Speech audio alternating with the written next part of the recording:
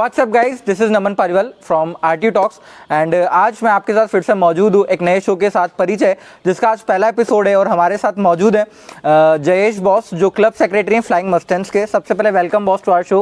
Next question is कि how was your lockdown, मतलब personal experience कैसा रहा लॉकडाउन का, क्या किया? तेरा पर्सनल कैसा रहा? मेरा ठीक था, मतलब मैंने एक शो करा, बाकी फिर 6 महीने बिल्कुल बंद रहा, फिर नया शो आया, ऐसा गैप तो था। तो वही पूरा इंडिया ही 6 महीने बंद हाँ, रहा। पूरा इंडिया 6 महीने बंद रहा। तो बस वही घर थे, और जब लॉकडाउन हुआ तब मैं क्या 6M में था। अच्छा। तो 6M में के बाद आपको क्या इंटर्नशिप करनी होती है, तो बस वही इंटर्नशिप करी और ऑनलाइन इंटर्नशिप करी, फिजिकल तो कर नहीं सकते थे। और एक आध एग्ज़ाम की प्रिपरेशन कर रहे थे, और जो कंपनीज हैं अप्लाई कर रहे थे उनमें अप्लाई करा। So boss, my next question is what is flying mustangs. अगर हम सही से बात करें कि फ्लाइंग मस्टैंड्स है क्या, तो वो आपसे पूछना चाहूँगा। ओके, तो एक बात बता, प्लेन को देखता है तू? ऑफ कोर्स देखता होगा। तो प्लेन को उड़ाने का मन करता है? कभी ना कभी तो करा होगा। कभी कभी हाँ, करता ही। लेकिन हर कोई बड़ा प्लेन उड़ा सकता है? जब तक ट्रेन नहीं हो तब तक आता नहीं हो। कितनी, और मतलब बहुत ज़्यादा बड़ा कोर्स होता है। उसका कोर्स तो बड़ा नहीं होता, फीस बहुत ज़्यादा होती है। मे बी 30-35 लाख रुपए होती है उसकी कोर्स की, पायलट की ट्रेनिंग की।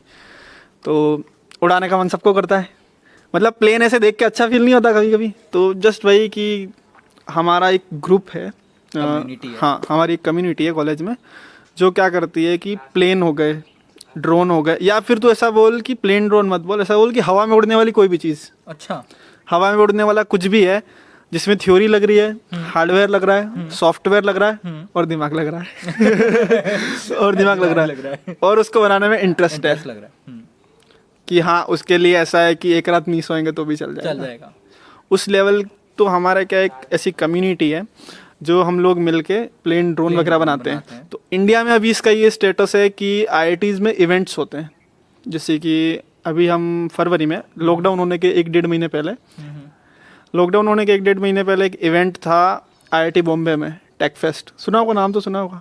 तो टेक फेस्ट में एरो मॉडलिंग का इवेंट था, जिसके अंदर उन्होंने एक प्रॉब्लम स्टेटमेंट बोला था, उसके अकॉर्डिंग आपको प्लेन बनाना था ऑन द स्पॉट। ऐसा नहीं, प्लेन आप बना के लाओ, और उनकी जो प्रॉब्लम स्टेटमेंट है उसको उस हिसाब से उसको सॉल्व करो। हाँ, उस प्लेन ऐसा बनाओ कि प्लेन ही सॉल्यूशन था एक्चुअली। ठीक है, तो बनाओ, वहाँ पे परफॉर्म करो, और फर्स्ट विनर को 1 लाख प्राइज बनी थी।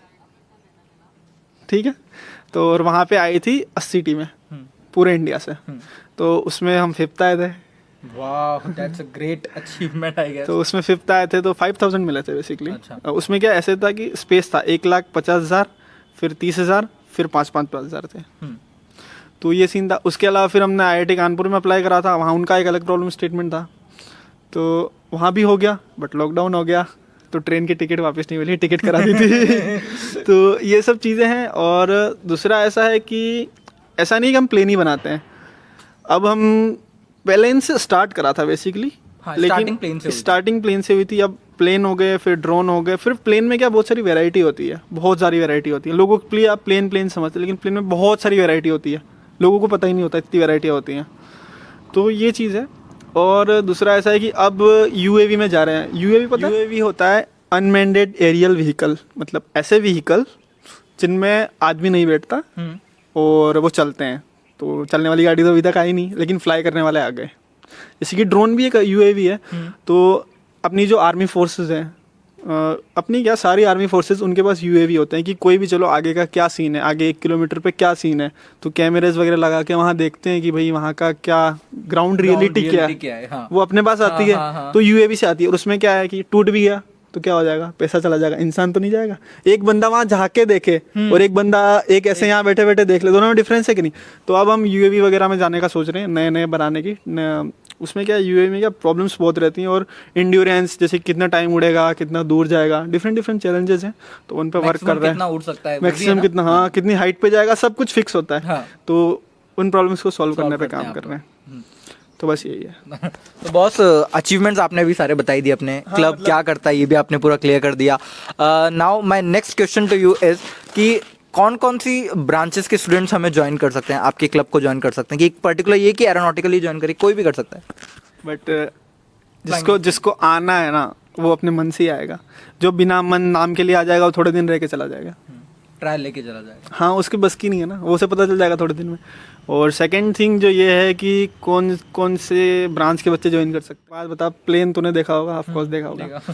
तो प्लेन इतनी बड़ी है, कोई एक ही बंदा बना तो सकता नहीं है, ठीक है। प्लेन में लाइट फिटिंग भी होती है, तो कौन करता होगा? इलेक्ट्रिकल या ऐसे ऑफ कोर्स ये करते होंगे। प्लेन में कंप्यूटर वगैरह सब कुछ होते हैं, पूरा ऑटोनोमस सिस्टम होता है, ऑफ कोर्स ऑटो पायलट वगैरह, तो CSIT वाले भी लगते हैं। प्लेन का जो डिज़ाइन होता है वो एरोनॉटिकल वाले बनाते हैं, एरोनॉटिकल एरोस्पेस जो भी तो बोलना चाहे। और प्लेन जो चलता है ज़मीन पे वगैरह, टैक्सिंग वगैरह करता है, ऑल मैकेनिकल टायर भी होते हैं उसके अंदर। तो एकमात्र ऐसा फील्ड बोल सकता है तो इसको, जिसके अंदर सारी ब्रांचें कवर होती हैं, एटलीस्ट RTU की तो सारी होती है। प्लेन का जो स्ट्रक्चर होता है तो ऐसा होता है कि स्ट्रक्चर डिजाइन करना पड़ता है ना। कंसेप्चुअली थ्योरी आपने दे दी एरोनॉटिकल वाला ने कि ऐसा प्लेन बना दो।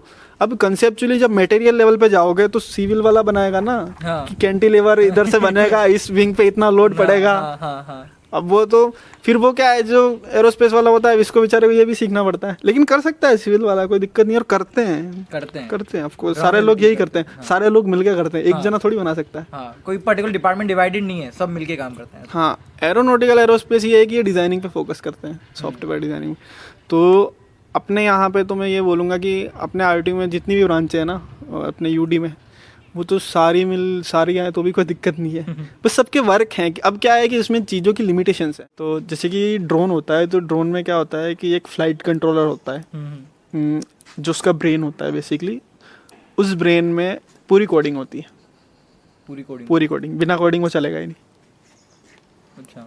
उसको कंट्रोल ऑफ कोर्स ट्रांसमीटर वगैरह से करते हैं, वो ECIC में चला जाता है, और जो उसका डिज़ाइन है वो एरो में चला जाता है। बस वो जो इससे फ्लाई करता है ना, जैसे कि तूने ऐसे इनपुट बोला कि चलो भाई उड़ो, तो उसको कैसे पता चलेगा उसे उड़ना है? अंदर पूरा कोड होता है, पूरा कोड होता है, पूरा कोड। CSIT का आ गया, ऑफ कोर्स पूरा CSIT है। जैसे कि ऑटो पायलट होता है, तो ऑटो पायलट में कोई बंदा तो चाहिए ना, अब बंदा नहीं होता वहाँ, कोड रन करता है, या फिर जो भी होता है सिस्टम उनका, सॉफ्टवेयर, जो भी बोलना चाहो। तो बस यही चीज़ है, इसलिए सारे तो बोल सकता है कि सारी ब्रांचें आ सकती हैं, ठीक है। तो बॉस, अब मैं पूछना चाहूँगा कि पूरी हिस्ट्री क्या है, मतलब कैसे स्टार्ट किया, किसने स्टार्ट किया, किस विजन के साथ स्टार्ट हुआ था? हमारे कॉलेज में किस विजन के साथ एक फ्लाइंग मस्टैंड स्टार्ट हुआ था, और किसने स्टार्ट किया था, कब स्टार्ट हुआ था? पूरी हिस्ट्री जानना चाहता हूँ फ्लाइंग मस्टैंड्स की। ओके, तो ऐसा था कि यश चतुर्वेदी बॉस हैं, जो सीनियर के सीनियर हैं, तो सुपर सीनियर बोल सकते हैं।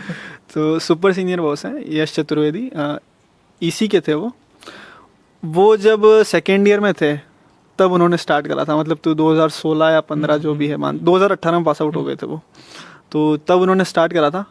तो विज़न तो यही था कि एरो, तब क्या है कि UAV के बारे में और इतना सब नहीं पता था, मतलब वहाँ से उन्होंने अच्छा बेस दे दिया एक, जैसे कि परमिशंस वगैरह, टीचरों से डील, और जितनी भी चीज़ें हैं कि कैसे इंटरेक्ट करना है बच्चों को, प्रेजेंटेशंस, सारा मतलब जो बेस होता है ना, जैसे कि आप कोई बिल्डिंग बनाते हो, अब बिल्डिंग तो ऊपर बनाते रहो, नीचे किसी को बेस तो बनाना पड़ेगा ना।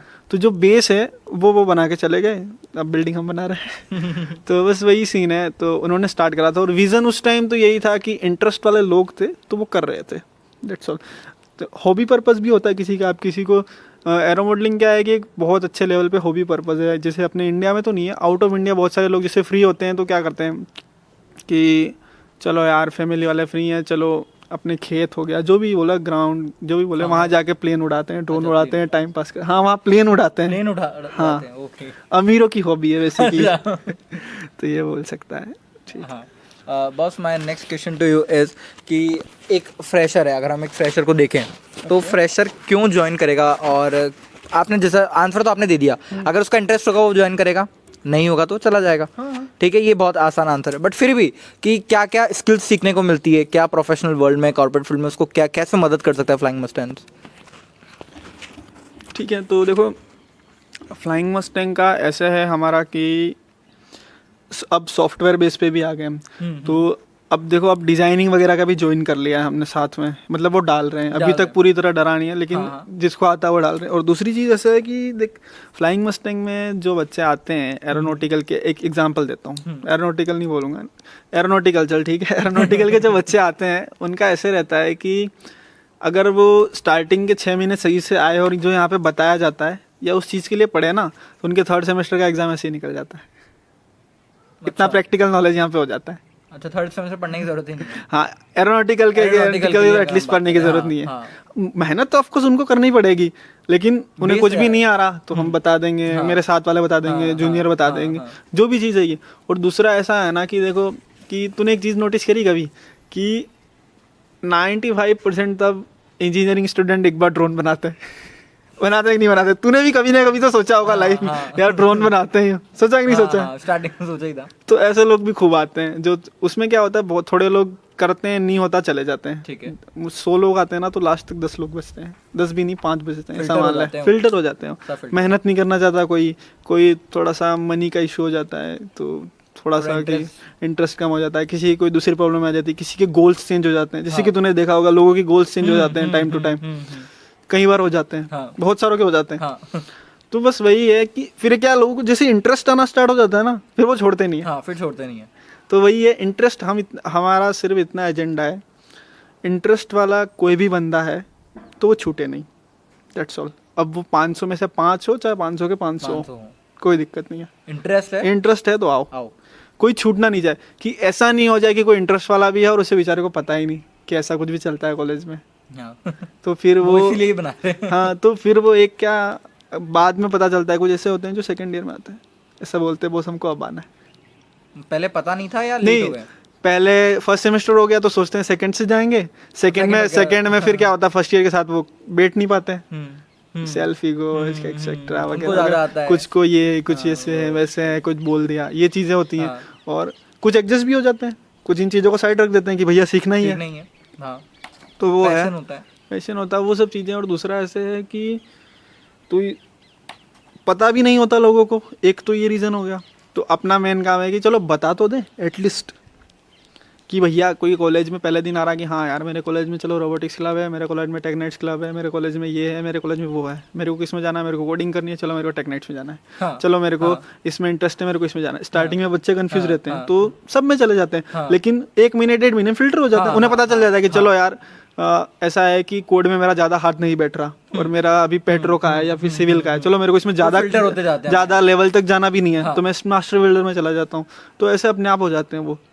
तो ये और जिसने हमारा क्लब बनाया था ना, वो भी एरोनॉटिकल का नहीं था।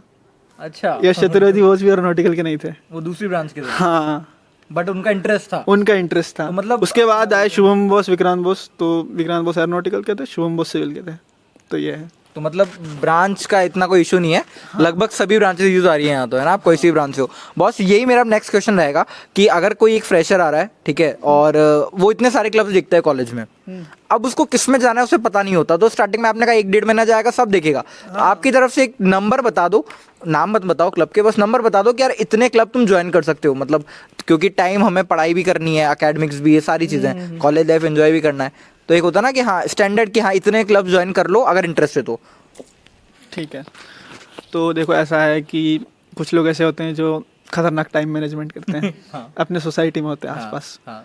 उनका ऐसा होता है कि उनका टाइम कम नहीं पड़ता। कुछ ऐसे होते हैं जिनके 24 घंटे कम पड़ जाते हैं। हाँ। करते कुछ भी नहीं हो। हाँ। तो बंदे के ऊपर है देख। और अगर ऐसे तू आइडियली बताना चाहे, तो कम से कम 2 से 3 क्लब में तो जाना ही चाहिए उसे। 2-3 में जाएगा ना तो उसे पता चल जाता है कि कौन से 2 में जाना है या कौन से 1 में जाना है या किसी में भी नहीं जाना। वो उसके दिमाग में आ जाती है वो चीज़। टच कोई कुछ ऐसे होते हैं कि इन सिर्फ टच रखना है, इनके अंदर नहीं घुसना है पूरा, समझ रहे हैं? तो ऐसी चीज़ें भी होती हैं कि भैया तुमको पता होना चाहिए इलेक्ट्रॉनिक्स के बारे में, तो तुम्हें इतनी नॉलेज है, अब तुम अंदर तक नहीं घुस रहे हो, तो वो भी सब डिफरेंट चीज़ें हैं। तो ये सब चीज़ें।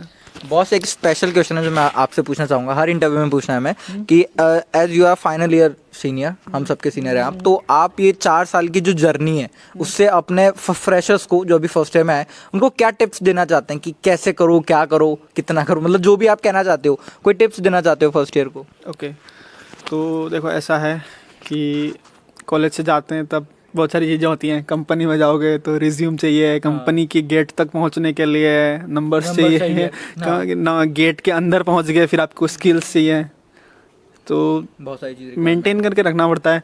देखो ऐसा है कि बहुत सारे लोग ऐसे कमेंट बोलते हैं कि अगर तुम इंजीनियरिंग स्टूडेंट हो और तुम्हारे बैक नहीं आई तो तुम्हारी इंजीनियरिंग कंप्लीट नहीं है। सुना होगा, सुना है ना, मेरे को भी पहले बोलते थे सीनियर। बट देखो ये सब फालतू बातें हैं, सिंपल सी चीज़ है, पढ़ना भी होगा यार, देख बिना पढ़े तो कुछ नहीं होने वाला। कॉलेज ऐसी है वैसी है, ये करो वो करो, सब फालतू बातें हैं, पढ़ना तो पड़ेगा।